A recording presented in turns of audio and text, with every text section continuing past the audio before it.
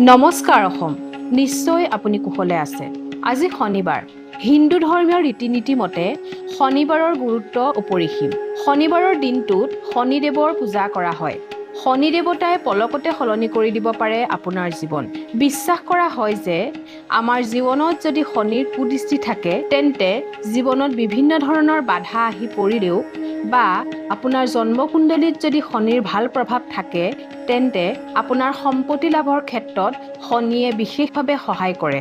জ্যোতিষ শাস্ত্ৰত শনিক ন্যায়ৰ দেৱতা বুলি জ্ঞান কৰা হয়। সূৰ্যপুত্ৰ শনিয়ে ভাল কামৰ ভাল ফল সদায় প্ৰদান কৰে। যিসকল লোকে শনিবাৰে শনিদেৱক পূজা কৰে তেনে লোকৰ জীৱনত সদায় কৃপা দৃষ্টি ৰাখে শনিদেৱে। শনিদেৱৰ বাবে শনিবাৰে উপবাস পালন কৰা হিন্দু ধৰ্মত এক প্ৰচলিত আধ্যাত্মিক অনুশীলন। ইয়াৰ সৈতে জড়িত হৈ আছে বহু লোকবিশ্বাস। শনিদেৱৰ কৃপা লাভ। বিশ্বাস কৰা হয় যে ভক্তিভাৱে শনিবাৰৰ উপবাস পালন কৰিলে শনিদেৱ সন্তুষ্ট হয় আৰু আশীৰ্বাদ প্ৰদান কৰে। জীৱনৰ বাধা বিঘিনি হ্ৰাস। জীৱনৰ বিভিন্ন সমস্যা, বাধা আৰু কষ্ট কমিবলৈ সহায় কৰে বুলি বহুতে বিশ্বাস কৰে। ধৈৰ্য আৰু আত্মনিয়ন্ত্ৰণ বৃদ্ধি। উপবাসে সংযম, শৃংখলা আৰু মানসিক স্থিৰতা গঢ়ি তুলিবলৈ সহায় কৰিব পাৰে। কৰ্মফলৰ প্ৰতি সজাগতা। শনিদেৱক ন্যায় আৰু কৰ্মফলৰ দেৱতা বুলি মনা হয়। সৎ আচৰণ, পৰিশ্ৰম আৰু সততাৰ পথত চলিবলৈ এই ব্ৰতে উৎসাহ দিয়ে।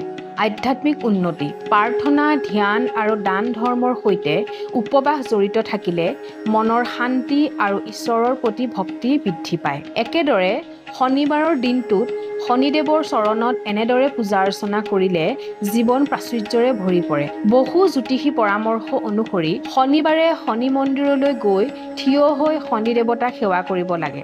শনিদেৱৰ চকুলৈ চাই প্ৰাৰ্থনা কৰিব নালাগে, কিয়নো শনিৰ বক্ৰ দৃষ্টিয়ে আপোনাৰ জীৱনত বিপৰীত প্ৰভাৱ পেলাব পাৰে।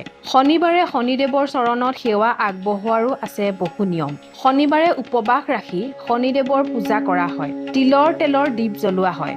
সামৰ্থ্য অনুসৰি ক'লা তিল, ক'লা বুট বা লোহাৰ সামগ্ৰী দান কৰা হয়। শনি চালিচা পাঠ কৰা আৰু দুখীয়া আৰু অভাৱগ্ৰস্ত লোকক সহায় কৰা। বিশেষকৈ মহিলাসকলে যদি শনি দেৱতাক সন্তুষ্ট কৰিব বিচাৰিছে তেন্তে তিলৰ তেলৰ চাকি জ্বলাব পাৰে। পূজাৰ পাছত শনি চালিচা পাঠ কৰিব পাৰে। এনে কৰিলে শনিদেৱ সন্তুষ্ট হোৱাৰ লগতে ঋণাত্মক প্ৰভাৱৰ পৰা মুক্ত হ'ব পাৰে। পিছে এয়া চলি অহা এক লোকবিশ্বাসহে। এই উপকাৰসমূহ মূলতঃ ধৰ্মীয় আৰু পৰম্পৰাগত বিশ্বাসৰ ওপৰত ভিত্তি কৰি উল্লেখ কৰা হয়। যদি আপুনি এই ব্ৰত পালন কৰে তেন্তে ইয়াক ভক্তি, সৎ আচৰণ আৰু মানৱ সেৱাৰ সৈতে পালন কৰাটো অধিক গুৰুত্বপূৰ্ণ বুলি গণ্য কৰা হয়।